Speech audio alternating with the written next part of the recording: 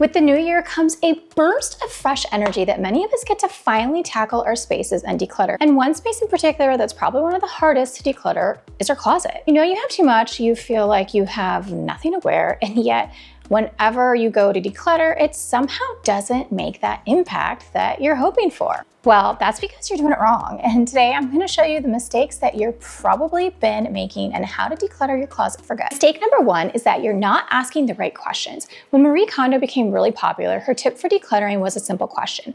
Grab a piece and ask yourself if it brings you joy. I love this at first and I still kind of use it, but asking this also kind of leaves room for error. Just because you still like something or maybe it holds a special place in your heart doesn't mean that it's still serving you currently. So maybe instead of asking if you still like it or if it brings you joy, a more accurate question to ask yourself is if it's something that you would buy now. And I found that for me, this personally has made a huge difference. This is also where you really have to pay attention to your intuition because your gut is immediately going to say yes or no. Just like when you're at the clothing store and you pick up something and you're looking at it and you immediately kind of think, yeah, this is for me, or no, or maybe not. Like, you probably have a really good gut feeling. So I found that this one really works well. If you have a lot of similar items, another great question to ask is which one is your favorite? Again, this works if you have some pieces that all kind of look the same and you know they bring you joy and you know you like them and you know you'd still buy them. But which one of these is your favorite? Which one do you gravitate towards the most? You probably don't need all of them. I did that with these pink joggers because I mean, there's 3 of them and just at a glance, they all look pretty similar, right? Well, if I would have asked myself if they bring me joy, then I probably would have said yes. And if I had asked myself if I still like them and I would buy them now, then yeah, I probably would have said yes to that too. But if I then ask myself which one of these is my favorite, I mean, I didn't even have to think twice. I immediately was drawn to one specific pair. So now I know this is the favorite. And if I'm honest with myself, this is the pair that I'm constantly reaching for.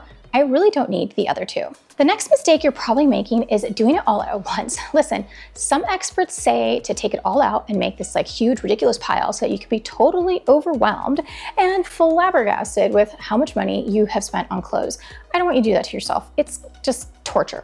And then you're gonna have to brutally sift through it. And I mean, I don't know about you, but I find this like excruciatingly painful. First of all, it is wildly overwhelming. Second of all, anytime I've tried anything even remotely close to this, I end up giving up halfway through because it's exhausting and your brain can only make so many decisions at once. You end up with decision fatigue and you end up with this huge pile and this big mess that doesn't really get taken care of. So one way I think to keep up the momentum with your decluttering is to actually just do it in smaller bits and do section by section so it's like much more manageable. This is not going to be like a one-day project. This is probably going to take some time. But you'll make progress, and slow progress is definitely still progress. I also find that this is a really great way to continually keep up with your decluttering because once you do it once, it's not like a one and done kind of thing. You actually have to continually do it, and it kind of has to become part of your routine.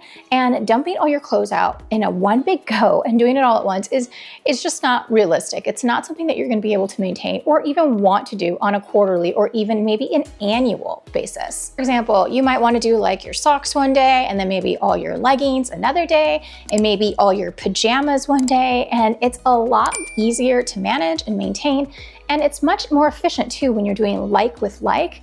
I personally prefer this over doing section by section because some of us have like multiple closets. You might have a couple of jackets upstairs and some like in the hall closet.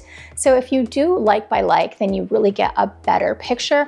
I mean, do whatever works for you as long as you get it done. Another reason your decluttering may not be sticking is that you're just not being honest with yourself. Like, yes, you wore that black dress to a wedding and maybe there's another occasion coming that you can wear it to, but is it really, like, you have to be really honest with yourself and see if it's worth staking out that real estate for your clothes. And you know, they're taking up space in your closet, right? You just need to be really honest with yourself about your current lifestyle, your current needs.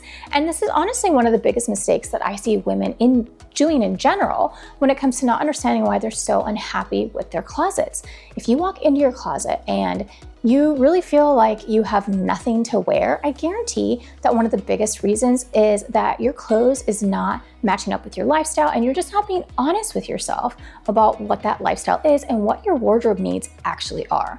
If you're a stay-at-home mom, you do not need 30 blazers. I mean, I guess if that's your style, what you want to wear, okay, fine, you do you, like go ahead and stock up on that. But more than likely, you probably need like sneakers and leggings and athleisure and more casual outfits to go from day to day than, you know, a bunch of blazers that you're probably not going to wear and that are probably just collecting dust in the back of your closet. On the other hand, if you are a corporate woman, then you probably do need a lot of dressier outfits and maybe a lot less casual fits, right? Like, you get the point. You just have to be really honest with yourself about like what your current situation is, what your lifestyle is, and if your wardrobe truly reflects that. Now, I actually have a free guide that helps you inventory your lifestyle and inventory your wardrobe. So you can see if your wardrobe's like accurately reflecting your lifestyle. You know, if you're spending 80% of your life at home, then yeah, 80% of your closet should represent that and have at-home pieces.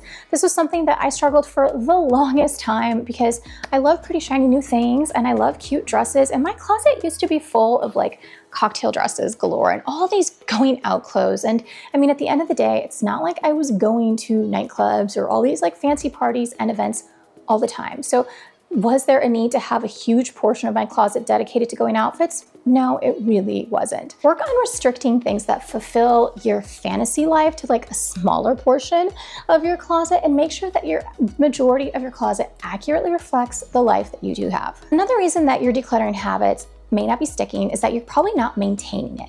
And I feel like that's actually a problem because of social media and maybe because of YouTube. It's like we all watch these videos and they're very aesthetic, these beautiful clean spaces, and someone goes through it and it's very calming and relaxing and you're like, yay, it's done. But what they're not showing you is that this is like something that needs to be maintained all the time. It's like that kitchen meme that I've seen where like you're cooking and you're cleaning and you're cooking and you're cleaning, and it's like Groundhog Day because that's all you do, like all day, every day. I'm not saying that decluttering has to be an all day, everyday thing, but it does have to be revisited in order to maintain it. The best thing you can do is to find a way to see if you can like integrate it into your regular routine. So maybe you do this on a quarterly basis. Maybe you do this seasonally. That way it's not something that's like so daunting going forward. Now, if you're anything like me, when you think of decluttering, oftentimes you're thinking of super cute containers and nice baskets and all the pretty things, but that's actually organizing and that's not decluttering. And so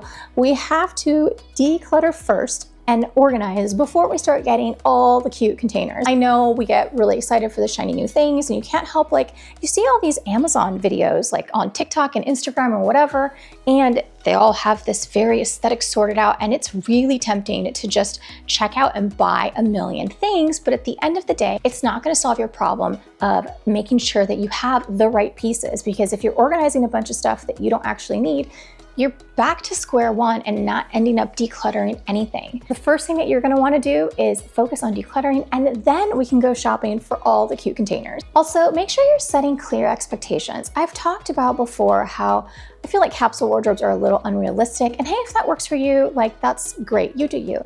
But it doesn't work for a lot of us because we like variety and we like the novelty of something fresh and new. So be honest with yourself about what works for you and what you need in your closet, and just keep realistic expectations and you'll be a lot happier with the results. If you do need some help doing your life and wardrobe inventory, don't forget to grab the free guide in the description box below and hit the like button. Let me know in the comments what your favorite tip has been from this video. I'd love to hear from you, and I will see you in the next one. Bye.